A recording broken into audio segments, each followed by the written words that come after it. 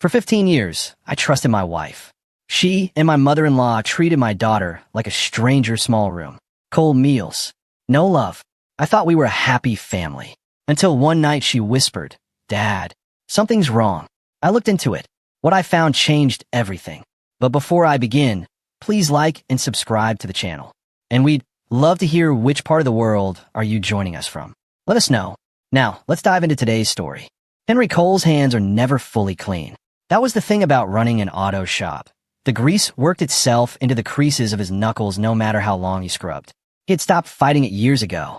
It was just part of him now, the same way early mornings were, and late nights, and the particular weight of exhaustion that followed 12 hours of labor and a 40-minute drive home to a house that felt like it belonged to someone else's life.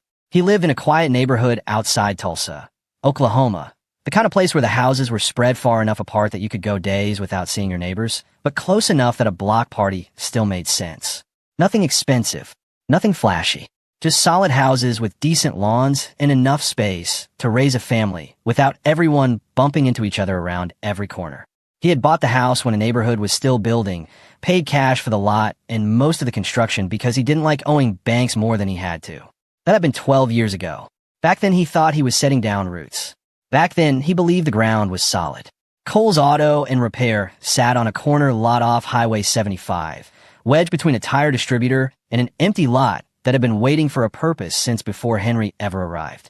He had opened the shop 11 years ago with one hydraulic lift, a set of used tools bought at an estate sale in Muskogee, and a reputation that did not exist yet because he had to build it from scratch. The first 3 years, he worked alone. He ate lunch standing at his workbench because there was no good reason to stop moving. He returned customer calls at 10 o'clock at night.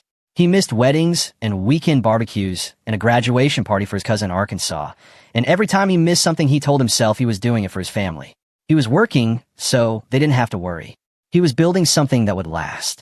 That was the story he told himself. For a long time, he believed it. The shop had grown into something real.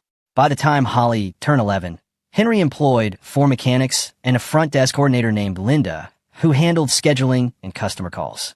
He had a waiting list for oil changes on weekday mornings and a reputation, built slowly and deliberately, as the shop that didn't add to your bill without calling first. He had taken a small business loan twice and paid it back ahead of schedule both times. He had built something that worked, and it had cost him the kind of time that once spent doesn't come back. Charlotte handled the home. She was organized in a way Henry had always found impressive, almost intimidating, the kind of organized that went beyond keeping the bills in order. She kept a color-coded calendar on the wall and a backup on her phone. She planned grocery runs by aisle and never double back. She maintained a household inventory in a spreadsheet Henry had never once looked at, but whose existence he found quietly reassuring. When she walked into a room full of people, they adjusted. Not because she was loud, but because she spoke with a precision that made everyone around her feel slightly underprepared. Henry had fallen for her quickly and hard. He'd been 31 when they married, certain of very few things and certain of her. He had thought he was lucky. Her mother, Marlene Voss, had moved into the spare bedroom 3 years ago following a hip surgery that turned out to need less recovery time than anyone expected. The original plan was 6 weeks, maybe 8 if she had a rough patch. Henry had agreed to it without much argument because it seemed like the decent thing to do, because Charlotte had pressed for it with a particular insistence that made objection feel like cruelty, and because he had been in the middle of a busy stretch at the shop and had signed on to the arrangement with a distracted half-attention he sometimes gave to things that seemed manageable at the time. Marlene never left. She unpacked a second wardrobe 7 months in. She rearranged the kitchen cabinets in a way that made Henry unable to find anything for 2 weeks. And when he mentioned it, she told him the new arrangement was more efficient. She had opinions about the thermostat, the dish soap brand, the way Henry loaded the dishwasher, and the programming choices on the television. She called Henry practical, using the word the way certain people use it, as something that sounds like a compliment, but is actually the politest available way of saying you do not find someone interesting. Henry let it all happen. He told himself it was easier. He told himself that peace had a cost, and the cost here was manageable. He would come home from a long day and sit down to dinner and nod along to conversations he had no stake in. And when he went to bed, he would tell himself that he was keeping the household stable, that the arrangement wasn't ideal, but it was temporary, that things would level out. He should have understood, much earlier, what that particular kind of peace was costing his daughter. Holly was 11 years old, and she was quiet in a way that kept Henry awake at night when he allowed himself to think about it directly. She had been his from the beginning, though not biologically. Her birth mother, a woman named Diane, had been Henry's closest friend from the year they both worked at the same parts warehouse in their mid-20s. Diane had been sharp and funny and deeply loyal, the kind of person who remembered the things you told her in passing and asked about them months later. When Holly was 2, Diane died in a car accident on a rainy stretch of highway outside Broken Arrow. It happened fast. There was no long illness, no warning, no time to make arrangements. There was just Diane and then the absence of her, and a 2-year-old girl with nowhere certain to go. Henry had stepped in without needing to think about it too long. He adopted Holly legally before she started kindergarten. She was his daughter.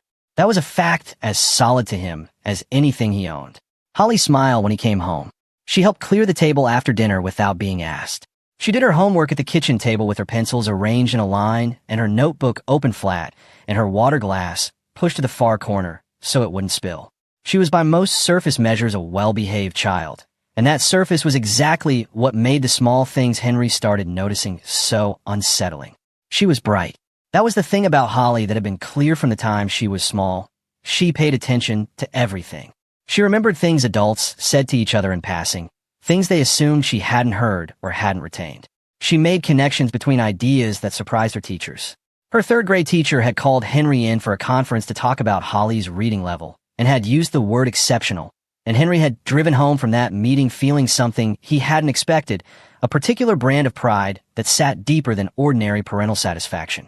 He had been given a child the world had not been kind to early, and she was turning into a person of remarkable substance. He thought about that conference sometimes in the months that followed and felt a particular shame of understanding how much he had taken his eyes off her. She always ate after everyone else, not because she was slow or came to the table late, but because that seemed to be the unspoken rule. Charlotte would sit. Marlene would sit. Food would be served or set out, and Holly would wait, and nobody would comment on it because it had become normal. Henry had only recently begun arriving home early enough to see the full shape of dinner, and what he saw nagged at him. Her clothes were older than they should be, not visibly worn out. Holly kept her things neat, folded each morning, hung each evening, but the shirts she wore were the same ones from 2 school years back. The previous fall, Henry had handed Charlotte $100 before the school shopping weekend and told her to get Holly whatever she needed. Charlotte had thanked him. He had gone to work and never followed up. He was beginning to understand that was a pattern and not a minor one. Holly avoided sitting near Charlotte, not dramatically or in a way that read as obvious behavior to someone not paying close attention. But there was a careful geography to how she positioned herself at the dinner table, on the couch, at the kitchen counter. She always chose the seat that was one removed. She always left space. Once Henry started seeing it, he could not stop seeing it. It was in every room they shared. She never asked for anything. Not for a new book or a treat or an extra 20 minutes of screen time. Not to have a friend over for dinner or to stay up late on a Friday. She accepted whatever was offered and disappeared quietly upstairs when the evening wound down, taking nothing and asking for nothing, like a child who had learned that wanting things created problems. Henry brought it up to Charlotte one Sunday afternoon while she was in the kitchen scrolling her phone, leaning against the counter with the posture of someone who had already decided the conversation wasn't worth full attention. "I think she's pulling away," Henry said. "Holly, something feels off with her." Charlotte glanced up briefly. "She's at that age. Stop worrying. She barely talks at dinner. She doesn't ask for anything. She eats after. Kids don't talk at dinner. That's completely normal." Charlotte set her phone face down, which meant she was annoyed, not that she was giving him her full attention. "She doesn't seem comfortable in her own house." "Henry," Charlotte's voice had that practiced patience in it, the particular register she used when she was managing him. "You're projecting. You come home late, and you feel guilty, and you look for problems that match how you feel." "She's fine." From the hallway, Marlene's voice arrived before she did. "That girl has always been sensitive," she said, appearing in the doorway with a dish towel she was already done using. "Takes after her mother." She said it meaning Diane, and she said it the way people say things they believe are sympathetic, but are actually just a way of closing a subject. Henry looked at the two of them. He thought about saying more. Then he thought about how the rest of that conversation would go. The patient explanations, the counterexamples, the way he would end up feeling like the person who had misread a situation that everyone else understood clearly. And he said nothing. He drove back to the shop that Sunday and stayed until 9. He told himself he was being dramatic. He told himself Charlotte and Marlene were there during the hours he wasn't, and they would know if something was seriously wrong. He told himself a lot of things that evening, and the thing all of them had in common was that they made it easier to keep doing what he was already doing. It was a Tuesday in late October, the kind of night that gave no warning. No argument earlier in the evening, no unusual tension at dinner, nothing that told Henry to stay awake and pay attention. He had gotten home at 8, found a plate of leftovers on the counter that Charlotte had not warmed up, eaten standing at the kitchen island because he was too tired to sit properly, and gone upstairs before 10. Outside, the wind had picked up. The house settled in the cold the way old houses did, clicking and creaking in the walls. He was somewhere between waking and sleep when he heard it. A soft voice, careful and low, like someone who needed something badly enough to ask, but was trying not to disturb the whole house doing it. "Dad!" Henry sat up in the dark. His eyes adjusted slowly to the faint gray light from the hallway. Holly stood in the doorway of his bedroom, her blanket wrapped around her shoulders, her feet bare on the hardwood. She was holding the edge of the blanket with both hands. In the faint light, he could see that her fingers were pale. "Hey," he said, keeping his voice low. "What's going on?" She stepped inside, not all the way, just enough. "Can I sleep in your room tonight? Did something happen?" She hesitated. He watched her look at the floor, then back up at him. And what he saw in her face was not the expression of a child who had a bad dream or heard a strange sound in the night. It was older than that. It was the expression of someone who had been carrying something for a long time and had gotten too tired to carry it alone anymore. "I don't think Mom likes me anymore," she said. The room was quiet. The heater clicked on somewhere behind the wall. Henry did not say anything for a long moment. He was thinking about the way she had said it. Not crying, not with the escalated emotion of a child making an accusation, but with the flat, careful certainty of someone reporting a conclusion they had already tested and confirmed. Like she had weighed the evidence over many months, quietly, alone in her room, and had arrived at an answer she wished she could disprove and couldn't. "Come here," he said. She crossed the room and climbed onto the bed beside him, lying down with a blanket tucked around herself like a barrier. He lay back and stared at the ceiling. Outside, the wind moved through the trees in the yard with a sound like breathing. He did not tell her she was wrong, because he no longer believed that she was. He lay there long after Holly's breathing slowed into sleep. The house was still. Charlotte was on the other side of the wall. Marlene was down the hall in the room Henry had once thought of as a temporary arrangement. Outside, the street was empty, and the October air had dropped the temperature low enough that he could feel the cold coming through the window frame. Henry had built this life with his own hands. 12-hour days and skipped vacations and 100 small sacrifices he had made without complaint, because the story he told himself was that it was all for his family. He had been the provider. He had been the one holding everything up from the outside. He had trusted that while he was gone, the home was safe. He had trusted the people inside it. He lay in the dark and thought about a little girl who had already accepted that her mother didn't like her, who had not said it crying, who had said it the way you say a thing when you have already grieved it and moved through to the other side. He had missed it. He had been right there in this house, sleeping in this bed, and he had missed all of it because it was easier to believe what he was told. He thought about the specific texture of that ease, the way he had arrived home tired and taken the explanations offered to him and filed them away and gone to sleep. The way Charlotte's certainty had functioned as a substitute for his own attention. He had worked hard to provide and had told himself that was the job. And while he was doing the job, someone had been slowly teaching his daughter that she was a burden. He lay there in the dark and understood that you do not get to blame your absence on your effort. The shop was not an excuse. It had never been an excuse. That ended tonight. Henry did not go to work the next morning. He called his lead technician, Ray, at 7:15 and told him there was a family situation and to open up without him. Ray had been with the shop for 6 years. He was the kind of man who handled things without needing much explanation, which was why Henry trusted him. Ray said fine and didn't ask questions, and Henry appreciated that more than he could express on a short phone call.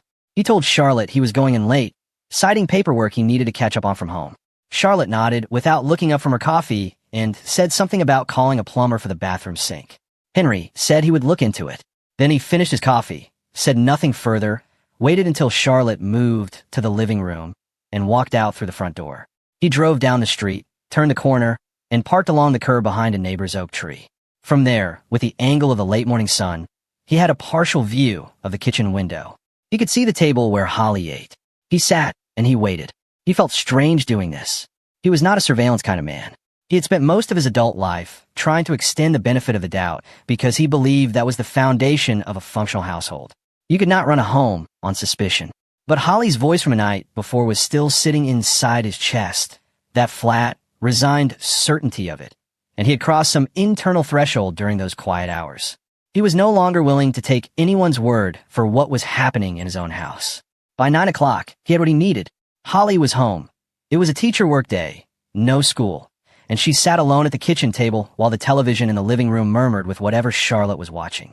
Marlene moved into the kitchen a few minutes after 9. Henry watched her set a plate in front of Holly. Half a sandwich, no drink, no fruit, nothing alongside it that suggested it was a complete meal rather than the minimum required to satisfy a complaint. Holly said something. Henry could not hear through the glass in the distance, but he could see the way she leaned slightly forward when she spoke, something uncertain in her posture, something asking. Marlene turned back toward her. Henry watched the set of the older woman's shoulders tight, impatient, and then her mouth moved, and whatever she said made Holly pull back and look down at the plate without further comment. Henry watched his daughter pick up the half sandwich. He watched Marlene leave the kitchen like the matter had been handled. Charlotte walked through the kitchen 60 seconds later. She went to the refrigerator, took something out, and walked back out without looking at Holly. Not with frustration, not with distraction, just with the indifference you show a piece of furniture. Holly sat at the table with half a sandwich and no drink and ate in complete silence. Henry stayed in the truck for another 40 minutes. He was committing this to memory. He was building a picture with enough detail that it could not be dismissed later as a misunderstanding or an exaggeration. Then he drove to the shop, asked Ray to cover the day, and drove home by a different route. He went in through the back door. Charlotte was on the phone in the living room and didn't hear him come in. He went upstairs. He knocked on Holly's door. She opened it looking surprised, then pleased, and then, in a way that cost him something to see, carefully neutral, as if she was checking whether the surprise was good or something else before she let herself react fully. "You're home," she said. "Decided to take the morning," he said. "Can I come in?" She stepped back, and he walked into her room and looked at it with the eyes of someone trying to see it clearly for the first time. The vent on the wall was closed. He had not known that before. The room was noticeably cooler than the hallway, not dramatically cold, but the difference was real and it was sustained. This was an event that had been closed that morning. He pressed the back of his hand to the exterior wall. The chill in the plaster was the kind that came from weeks of insufficient heat. Her mattress, when he sat on the edge of it, had almost no give. It was the original mattress from when they moved in, a practical choice made during a stretched financial period that he had meant to replace and had simply never come back to. Every time he thought about it, something more pressing had come up. He understood now that he had made himself too easy to distract. He looked at the closet. Neat and organized. Holly's doing. She had her mother's precision, even if she had never known her mother long enough to learn it from her. But what was in the closet was thin. 2 pairs of jeans. A handful of shirts. A sweater he remembered from her 3rd grade class photo. For an 11-year-old girl in late October in Oklahoma, it was not enough. He looked at her school backpack against the desk. "Can I look through your school stuff?" he said. "I just want to see how things are going with assignments." She shrugged the way kids shrug when they don't want to cause a fuss. He took that as permission and opened the backpack. Textbooks, pencils, a ruler, the standard debris. And in the side pocket, folded into careful quarters, several pieces of paper. They were assignments. Incomplete ones. Missing dates. Answer sections left half blank. The work of a child who was too occupied with something else to focus on school. He unfolded one slowly. A reading comprehension worksheet. 3 weeks old by the date at the top, the response section empty. He turned it over. On the back, in Holly's small, precise handwriting. "If I am quiet, they don't get mad." He unfolded the next one. Math worksheet, similarly untouched. He turned it over. "Grandma says I cost too much." Henry sat on the edge of that thin mattress and held those 2 pieces of paper and did not move. The guilt came first. That was what surprised him. Not anger, guilt.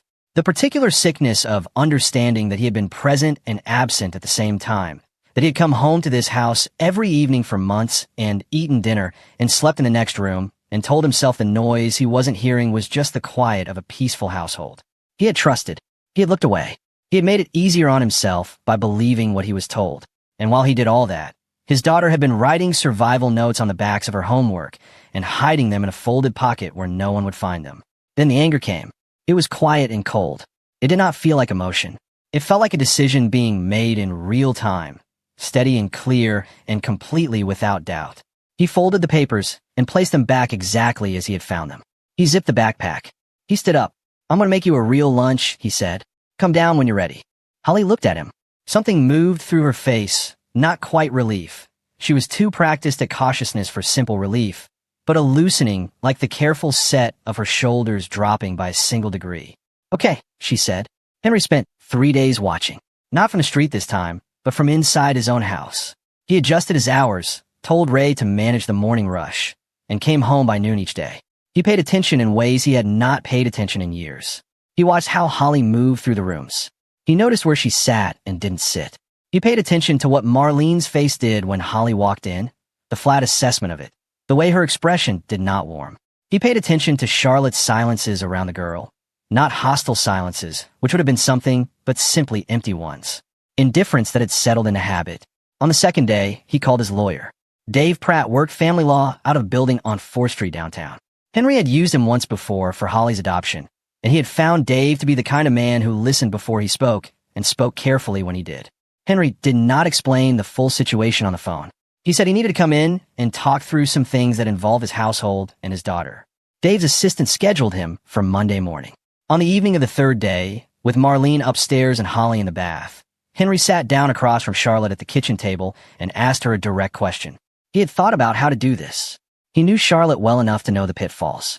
If he raised his voice, she would become the reasonable one, and he would become the volatile one. And she was skilled enough at managing a conversation that this could happen before he'd made a single substantive point.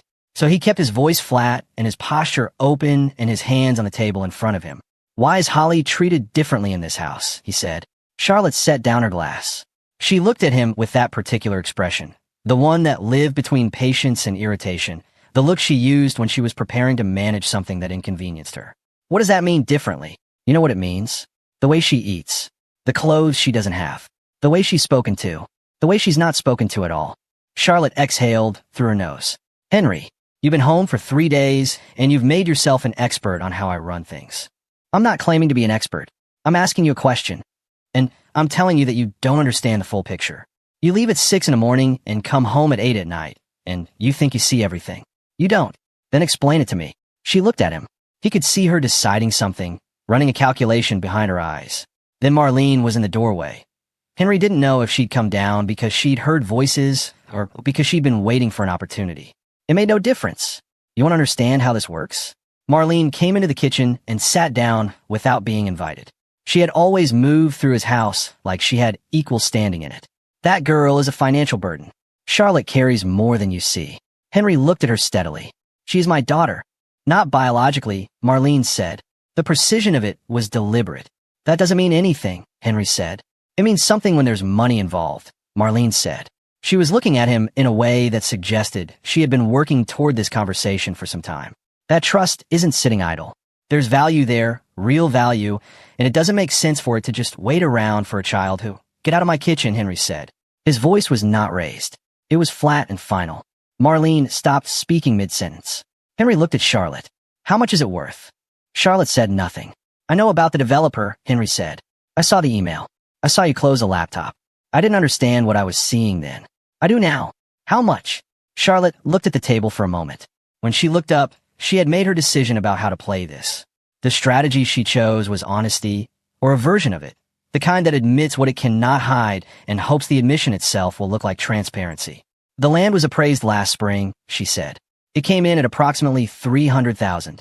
There's a developer with active interest in the area." Henry sat with that number. He had known about the trust in the abstract since the day he filed Holly's adoption paperwork. At the time, the land had been worth almost nothing. A rural parcel out in Creek County, undeveloped, attached to Diane's family name through her father's estate. The trust had been established as a formality, a way to hold the asset until Holly was old enough to manage it herself. Henry had signed the paperwork and gone back to work and never thought about it again because there was nothing to think about. It wasn't money anyone had. It was a future amount that belonged to a 2-year-old girl and would be waiting for her at 18. Now he thought about the development boom that had been creeping through the Creek County area for the past 2 years. He had read about it in the local paper without connecting it to anything personal. New roads being built, infrastructure expanding, land that had sat idle for decades, suddenly worth something to people who built things. "I control the trust until she's 18, he said. Any changes to the trust terms need my approval and my signature. Charlotte didn't respond. You need me to sign off, Henry said. That's what this is. The whole thing. The way she's treated. The way you've made this house a place she doesn't feel safe in. It's been designed to make me want to move on. To make me want to simplify things. To make me want to take whatever you offered and walk away and bring Holly with me and sign whatever paperwork made it easy. He paused. That's what you were building toward. Charlotte said nothing. Her face was composed and still, and the composure of it told him more than an argument would have. Yes, Henry said, not to her, to himself, confirming the shape of what had been sitting under everything, building in the dark while he was 12 miles away working. He stood up. He looked at Charlotte one more time. We'll talk more, but right now I need to think. He walked upstairs. He knocked on Holly's door. She was in her pajamas, her hair still damp from the bath, lying on her bed with a library book propped on her knees. He sat in the chair at her desk and asked her about the book. She told him about it. Something about a girl who could communicate with animals, which she found scientifically implausible but liked anyway. He listened. He asked a question. She answered and asked him one back. When she started to yawn, he told her to get some sleep and turn out her light. He stood in the hallway outside her door for a long time. $300,000. And a little girl who wrote survival notes on the backs of her homework because she had learned that silence was safer than asking. Henry did not sleep much in the days that followed, but he did not feel tired in the way he usually felt tired. He was running on something more purposeful than rest, a clarity that came from finally understanding the shape of the problem and knowing exactly what needed to be done about it. He met with Dave Pratt on Monday morning. Dave's office was straightforward. 2 chairs, a desk, a credenza stacked with folders, a window that looked out onto 4th Street and the morning foot traffic. Henry laid out everything from the beginning. The observations, the notes on the homework, the morning he'd parked down the block, the conversation with Charlotte about the trust. He went through it methodically, the way he thought through a difficult repair job, starting with what he knew for certain and working forward from there. Dave listened without interrupting. When Henry finished, Dave asked 3 clarifying questions and wrote notes in a yellow legal pad. Then he said, courts don't respond to impressions. They respond to patterns, and patterns need documentation. More than you probably think right now. The other side will work to characterize this as a domestic disagreement with conflicting accounts. Your job is to make sure the record speaks for itself. Henry asked what kind of documentation. Dave told him, photographs of the living conditions, Holly's room, the clothes vent, the mattress, the clothes.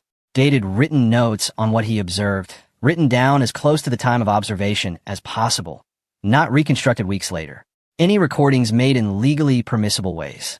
School records, Holly's attendance, her grades, her assignment completion over time, and a professional assessment, if possible, from someone who could speak to Holly's emotional state with clinical credibility. Henry drove home and started that afternoon. He photographed Holly's room while Charlotte was at the yoga class she attended on Thursday afternoons. The mattress, the vent, the closet contents. He photographed the kitchen, not to suggest it was bare, because it wasn't, but to establish what was available versus what Holly was being given. He wrote down the morning he had parked down the street. He wrote it in a small notebook he kept in a locked metal toolbox in his truck, the same kind of box he used for the shop. Registration papers, spare keys, tools he didn't want walking off. Nobody was going to find it by accident. He called Holly's school the following day and asked to speak with her homeroom teacher. Ms. Bartlett answered on the second ring. Henry introduced himself, said he was calling because he was concerned about Holly's engagement lately and wanted to understand what she was seeing. There was a pause before Ms. Bartlett answered, the kind of pause that comes when someone has been waiting for a specific phone call to arrive. She said Holly was bright and clearly capable. She said the assignment completion rate had dropped noticeably over the past few months.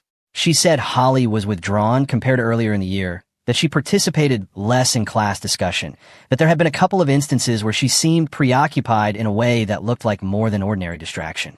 Henry asked if she would be willing to share notes if it came to that. Ms. Bartlett said yes without hesitation. He also moved money. Not all of it, and not suddenly. He shifted funds gradually from the joint household account into a separate personal account that Charlotte didn't know existed, over the course of several weeks, in amounts that wouldn't draw attention. Enough to ensure that when the moment came, he had a foundation to work from that didn't depend on Charlotte's cooperation. He also contacted the trust administrator, a cautious, organized man named Mr. Ellison at a small downtown firm, and asked him directly about any pending requests or outstanding inquiries related to the trust. There had been one. A recent request, initiated through a third-party financial advisor, for review of the trust terms. Henry told Ellison to hold all action on the trust immediately, and that any changes to the trust structure would require his explicit approval in person.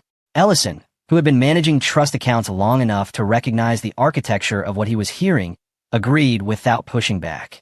Henry also contacted a child psychologist through Holly School District.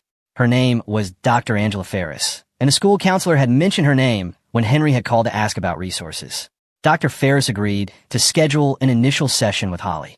Henry told Holly that Dr. Ferris was someone who talked to kids about school and feelings, and that there was nothing wrong with going to see her. A lot of kids did. Holly said okay in the way she said most things, carefully watching for what the right response was supposed to be. After the first session, Dr. Ferris called Henry. She said she would need a second session before she could form any clinical impressions, but she said in a tone that told him she had already begun forming them. And every day, without making it an event, Henry stopped leaving Holly alone with Charlotte and Marlene. He adjusted his schedule. He came home at 6 instead of 8, sometimes earlier.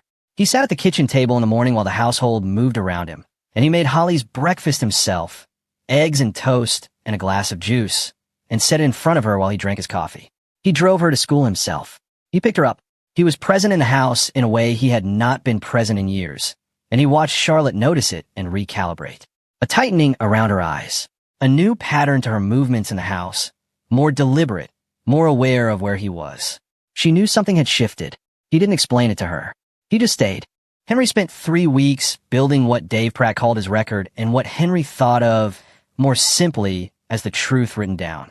It did not feel like strategy while he was doing it. It felt like the work of a man who had woken up inside his own house and was finally seeing it clearly. Each morning he woke before the rest of the household, made a cup of coffee while the kitchen was still quiet, and sat at the table writing notes in the small notebook.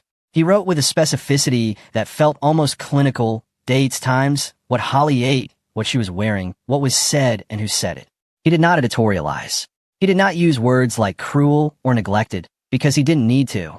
The facts, written plainly and in order, made their own argument. He gave a notebook entries to Dave at the end of each week. Dave reviewed them and told him he was doing it right. There was other work happening too, quieter work, the kind that didn't show up in documentation but mattered just as much. Henry was rebuilding something with Holly that he hadn't fully understood was broken.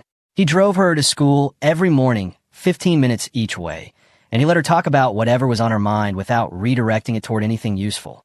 She talked about a class project on Oklahoma tribal history that she had been given permission to substitute for a regular geography assignment.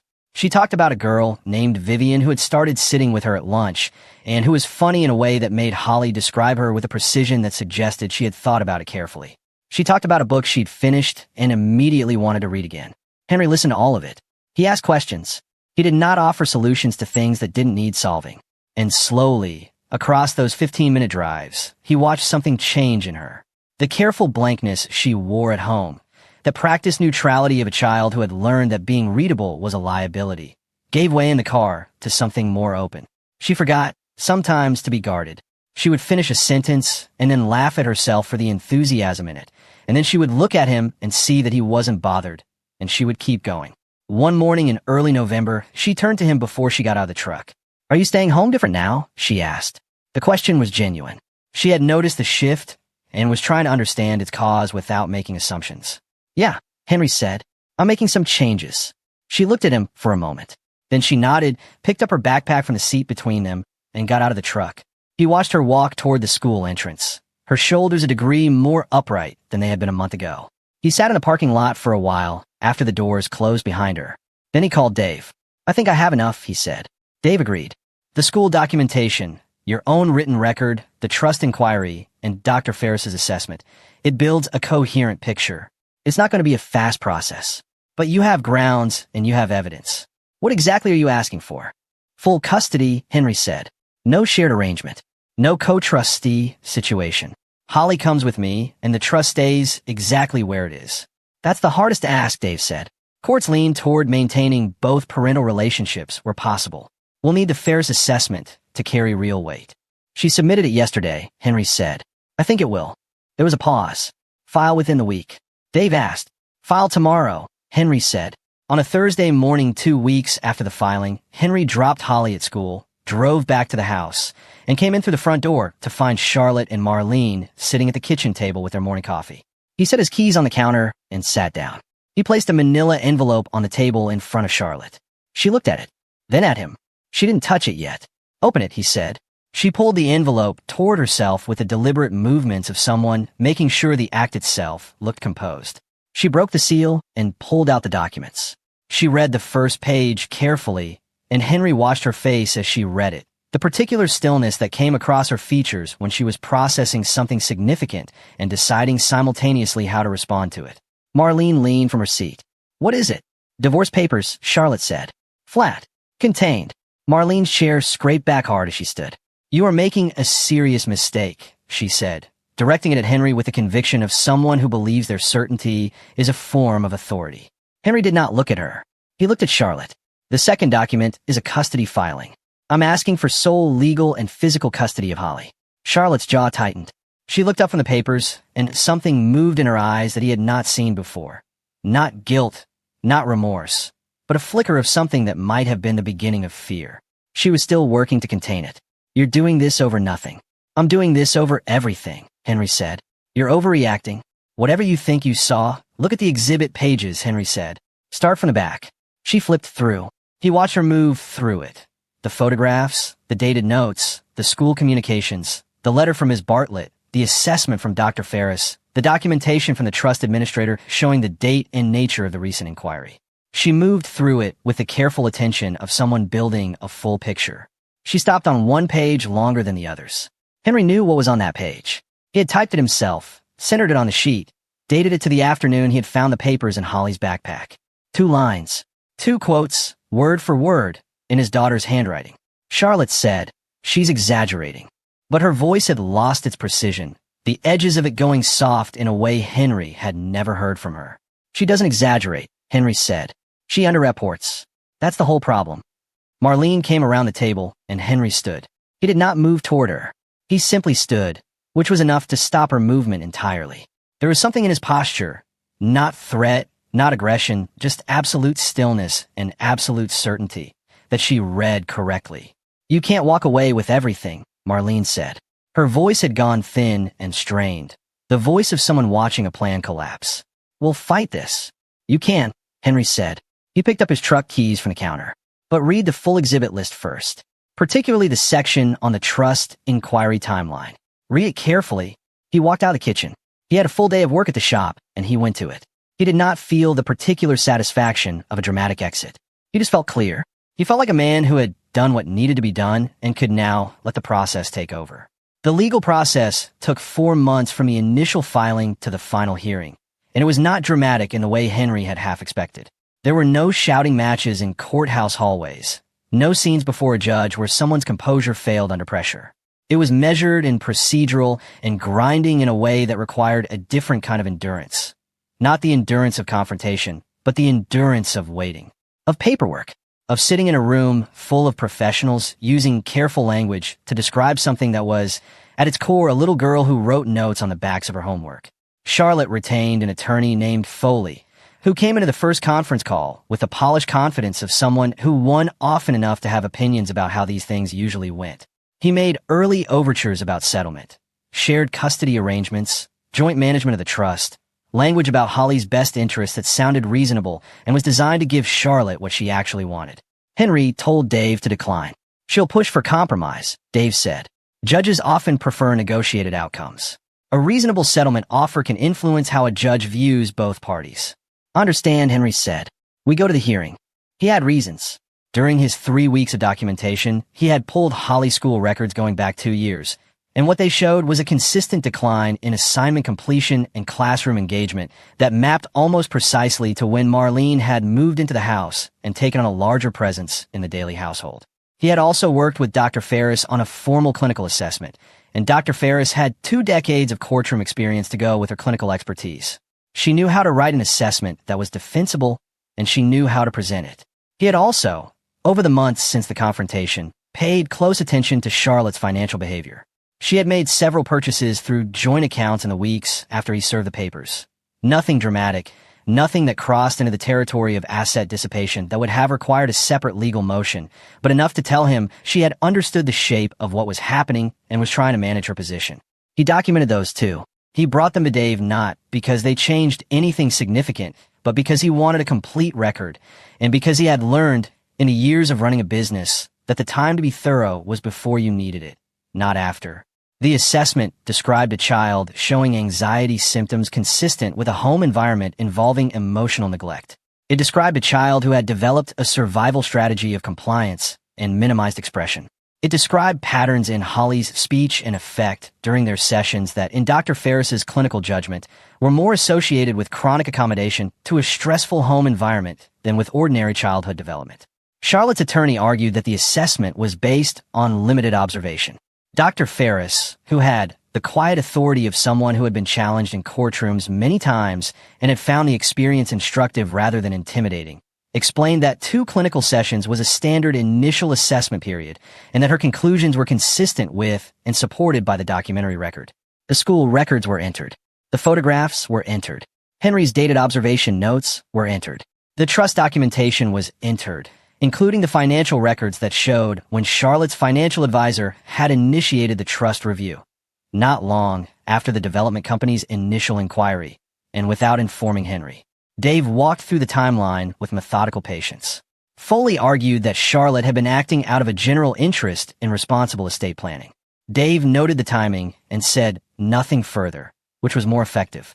The judge was a woman named Honorable Ruth Acker, in her mid-50s, with the particular attentiveness of someone who had presided over enough family cases to stop being surprised by any of them and to focus entirely on the record in front of her. She asked Charlotte's attorney one question directly. At any point had Charlotte notified Henry that the trust was under review? After a pause, the answer was no. Judge Acker wrote something in her notes. Charlotte testified.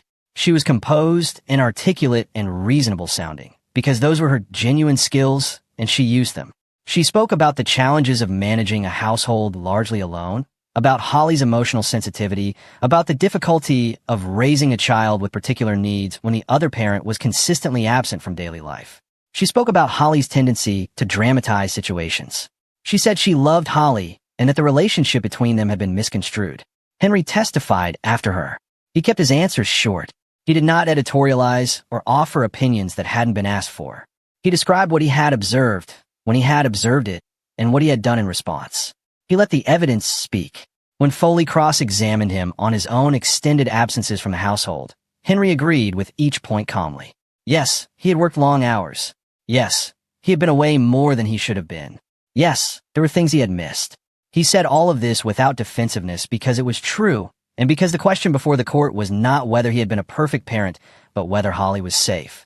Marlene was also called. Under cross-examination, Dave asked her specifically about the remark regarding Holly's cost, documented in Henry's notes and referenced in Holly's own words during the Ferris sessions. Marlene said the remark had been taken out of context. Dave asked what the proper context was. Marlene said she didn't recall the precise wording. Dave asked if she recalled the general meaning. Marlene said she had been discussing household finances in general terms. Judge Acker watched that exchange without expression. The ruling came 12 days later, on a gray Tuesday morning in late February. Sole legal and physical custody to Henry. Supervised visitation for Charlotte, contingent on a parenting assessment. Marlene granted no custodial role of any kind. The trust formally insulated, managed by a professional fiduciary until Holly's 18th birthday, with any modification requiring court approval and fiduciary notification. A provision explicitly noting that the trust was not to be accessed, modified, or subject to third-party review without court oversight. Charlotte filed a motion to reconsider 3 weeks later. Judge Acker denied it without a hearing. Henry picked Holly up from school in the afternoon the ruling came through. He didn't go through the details with her. She was 11 and the details were not hers to carry. He told her they were moving into a new chapter and that she was going to be okay and that she could ask him anything she wanted whenever she was ready. She thought about this for a moment. Then she asked if they could stop for ice cream. He said yes.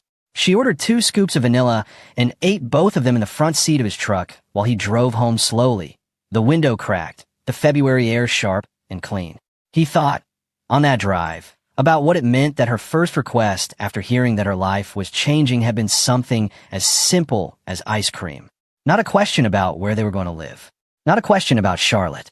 Just 2 scoops of vanilla from a place she liked, eaten slowly in a warm truck on a cold afternoon. He thought it might be the most honest summary of what she needed, which was not the dramatic and the consequential, but the ordinary and the reliable. Things you could count on. Things that were just there. 6 months after the final ruling, the picture was quiet and ordinary, which was the nature of real consequences. Charlotte had moved to a 2-bedroom apartment on the east side of Tulsa. She had returned to the insurance company where she had worked years before, a full-time position with benefits sufficient for her needs, which were now calibrated to what she could actually afford on her own income. She attended supervised visitation sessions with Holly, who went to them without obvious reluctance, because Henry had made a deliberate choice not to put anything of his own anger into Holly's relationship with her mother. He had done what he needed to do, and it was done. Keeping Holly in a state of hostility towards Charlotte would have cost Holly more than it cost Charlotte, and Henry had no interest in that trade. His own feelings about Charlotte, what she had done, how carefully she had done it, what it said about the years of the marriage he had thought he understood, he kept where they belonged. Contained, removed from anything that touched his daughter's daily life. He had examined them thoroughly in the months since the filing, had sat with them on quiet evenings at the kitchen table after Holly was asleep, and had arrived at something that was not forgiveness and was not hatred, but was simply an accurate assessment. Charlotte had been a particular kind of person. He had not seen it clearly.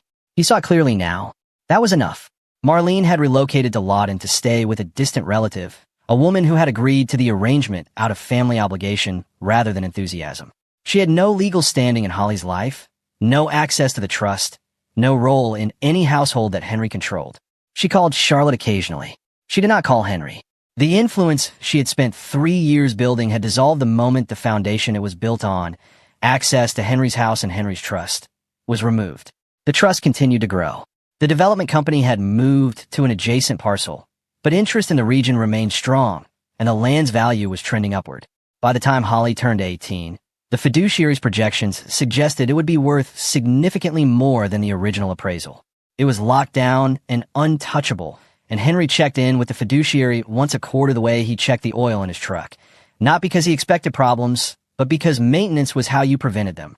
At the shop, Henry had promoted Ray to manager and given himself most Fridays off. He used those Fridays to be home when Holly got back from school, and the rhythm of it, being simply present at 4 o'clock on a Friday afternoon when she walked through the door, turned out to matter more than any of the larger gestures.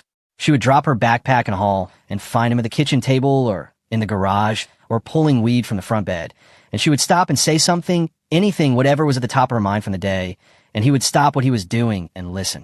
It was a small thing. It turned out to be the whole thing. Holly was doing better in school. Ms. Bartlett sent a brief email in October noting that Holly's participation had improved and her assignment completion was back near the top of the class. Holly had also completed her Oklahoma tribal history project, the one she'd been excited about, and it had been selected as an example piece for the district's curriculum showcase. She told Henry about the selection at dinner, matter-of-factly, as if it were routine, and then watched his face to see what he thought. He told her it wasn't a surprise, that the project was excellent, and he meant it. She looked at her plate and smiled in a way she couldn't quite hide. He fixed up Holly's room on a Saturday in early November, 3 weeks after the school year had properly settled. He had been planning it for a while, researching mattresses in the evenings after Holly went to sleep, making a list in the Notes app on his phone that he added to and revised over several weeks. He had always been careful with money, which meant he knew exactly what things cost and what was worth spending on, and he had made his decisions accordingly. A mattress with real support, the kind that would last. A bed frame with a headboard that he bought flat-packed from a furniture store and assembled himself, which took 4 hours, 2 YouTube tutorials, and 1 extended moment of conflict with a strip bolt that he eventually resolved with a combination of WD-40 and force of will. A lamp for her desk that gave off warm light rather than the cold overhead fixture that had been there before. A string of small lights she had pointed to at a home goods store the previous weekend, running them along the shelf above her desk the way she had shown him in a photo on her phone. A bookshelf for the corner, which he added to the list at the last minute because she was a reader and readers needed somewhere to put books. He opened the vent while he was in there. He turned the handle all the way until it sat fully open. He stood looking at it for a moment before he moved on. Holly came upstairs at 3 in the afternoon to find him cross-legged on the floor, surrounded by the flat-pack hardware for the bookshelf, a half-eaten sandwich on the floor beside him, The instruction diagram unfolded to its full confusing size across his knees. She stopped in the doorway. She looked at the room. She looked at the new bed, the headboard, the lamp, the string of lights along the shelf. She walked in slowly, the way you walk into a place you want to look at properly, and she touched the edge of the mattress with the back of her hand, testing the firmness of it. She looked at the lamp. She ran one finger along the headboard. "You did all this," she said. "Ray helped me carry the mattress upstairs," Henry said. "I'm giving him full credit for that part." Holly sat on the bed. The mattress held firm, and even beneath her. She bounced once, almost experimentally, like she was verifying something she hadn't let herself assume. Something in her face went soft in a way that Henry looked away from, back to the hardware in front of him. He heard her lie back on the new mattress. He kept working. They stayed like that for a while. Holly on the bed, looking at the ceiling, Henry fitting shelf components together with a rubber mallet, the late afternoon light coming in through the window at a low angle. Outside, somewhere down the block, a dog barked twice at something and stopped. A car moved past slowly. The neighborhood's ordinary sounds settled around them. After a while, Holly said, "Are you mad at Mom?" Henry set down the rubber mallet. He thought about the question with the seriousness it deserved. He thought about Charlotte at that kitchen table, composing her face into patience while she explained things she had no intention of changing. He thought about the trust inquiry and the financial advisor and the careful architecture of what she had been building. He thought about Marlene saying that a child cost too much. He thought about a little girl lying awake in a cold room, writing the truth on the backs of worksheets she never turned in. "No," he said. "I'm done trusting her." Holly was quiet for a moment. "That makes sense," she said. He picked up the rubber mallet and went back to the bookshelf. A few minutes later, Holly came off the bed and sat on the floor beside him without being asked. She began sorting the hardware bags, bolts in one pile, cam locks in another, small plastic end caps in a third. She had her own precision about it, a quiet, methodical patience that Henry recognized and had always admired. She held pieces steady when he needed a second hand. She read the part numbers off the diagram when his reading glasses were across the room. When he installed a shelf bracket on the wrong side and had to take it apart and start again, she didn't say anything, just waited, holding the correct bracket out to him. When the shelf was finished, they both stood back and looked at it. It stood straight and solid in the corner, the grain of the wood catching the warm light from the lamp. "It's good," she said. "Not bad," he said. That evening, after a dinner of grilled chicken and roasted vegetables, Henry's entire culinary range, more or less, they ended up on the couch watching a nature documentary Holly had chosen. It was about deep-sea creatures and bioluminescence, a subject she had become intensely interested in after a school library book and had been researching with a particular focus of a kid who had found something genuinely astonishing and couldn't understand why everyone didn't know about it. Henry knew nothing about bioluminescence. He asked questions. Some of them were deliberately wrong because he liked watching her correct him, the way she sat up straighter, the way her voice got precise. She explained things to him with the kind of patient clarity that was its own form of trust, talking to someone you were sure wouldn't dismiss what you were saying. At some point, without making a decision about it, she shifted on the couch and leaned against him. Slowly, carefully, the way a person moves when they're testing whether a surface will hold before they give it their weight. Henry did not move. He kept his eyes on the television. He kept his breathing even. She stayed there for the rest of the documentary, and when the credits rolled, she said good night in a voice that was ordinary and unhurried, and she went upstairs to her new room without being asked. Her footsteps on the stairs were steady. No hesitation on the landing. No pause at the top. Henry sat in the quiet of the living room for a while after. The television was off. The house was still. The November cold pressed against the windows from outside, but the rooms were warm. He thought about the version of himself from 2 months ago, exhausted from the shop, eating cold leftovers at the kitchen island, telling himself everything was fine. He thought about how much could quietly go wrong in a house while the bills were paid and the surface looked normal. He thought about the night a little girl came to his bedroom, door holding a blanket, her hands pale from the cold of a room he hadn't known was cold, and said something in a voice so flat and certain that he had not been able to dismiss it even when his whole instinct was to find a way to. He had made mistakes. He owned them. He had been absent when he should have been present, had believed what was easy to believe, had let things go on longer than they should have. He would carry those mistakes. That was fair, but he had chosen his daughter when it mattered. He had chosen her completely and without reservation, and he had not stopped choosing her, and he would not stop. That was the whole of it. He stood up, turned off the kitchen light, checked the back door the way he always did before bed, and went upstairs. At the top of the stairs, he paused for a moment outside Holly's door. A faint, Warm light came from beneath it, the string of lights still on. He almost knocked. Then he decided she was fine. He knew she was fine. He went to his own room and lay down. And for the first time in a very long time, he was asleep before 10 o'clock. Outside, the November wind moved through the neighborhood the way it always had, through the oak trees and past the quiet houses, across the lawns that all looked the same after dark. Somewhere down the block a light was still on. A dog settled somewhere. The ordinary world continued its ordinary work, indifferent to the small victories and corrections that happened inside the houses it surrounded. Henry had not won anything the world would have noticed. He had not defeated anyone. He had simply seen what was happening, stopped pretending otherwise, and acted with the resources available to him. He had been a father when his daughter needed one. That was enough. That was everything.